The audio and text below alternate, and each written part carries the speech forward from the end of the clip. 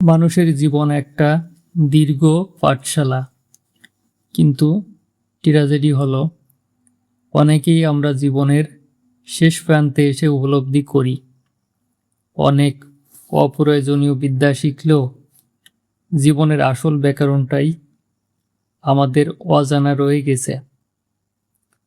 আজকের এই আলোচনায় আমার ব্যক্তিগত জীবনের নির্যাস থেকে পাওয়া মাত্র 2টি শিক্ষার কথা বলবো।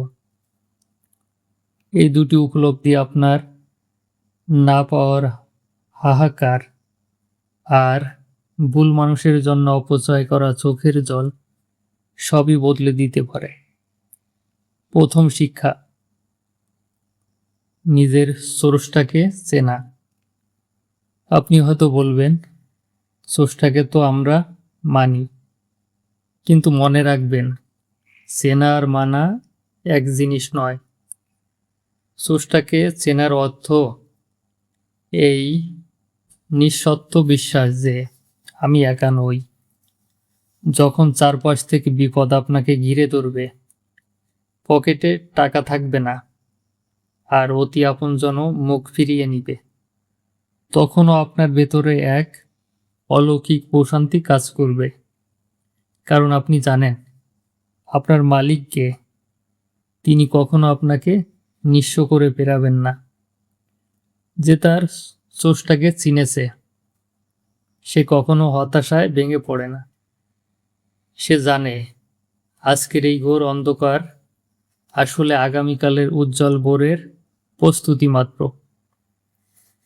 দ্বিতীয় শিক্ষাটি হলো মানুষ চিনতে শেখা। জীবন আমাদের যতবার ভাঙেনি, ভুল মানুষ আমাদের তার চেয়ে বেশি চুরমার করেছে। মানুষ চেনার জন্য আপনাকে কোনো বিশেষ শক্তির প্রয়োজন নেই। শুধু 3টি মুহূর্ত লক্ষ্য করুন। সে যখন প্রচণ্ড রেগে যায়, তখন আপনার সাথে কেমন আচরণ করে।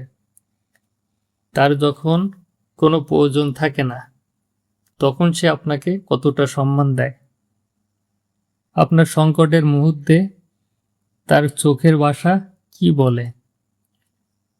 সাপকে চেনার জন্য কামড় খাওয়ার প্রয়োজন নেই, লেজ দেখলেই চেনা যায়।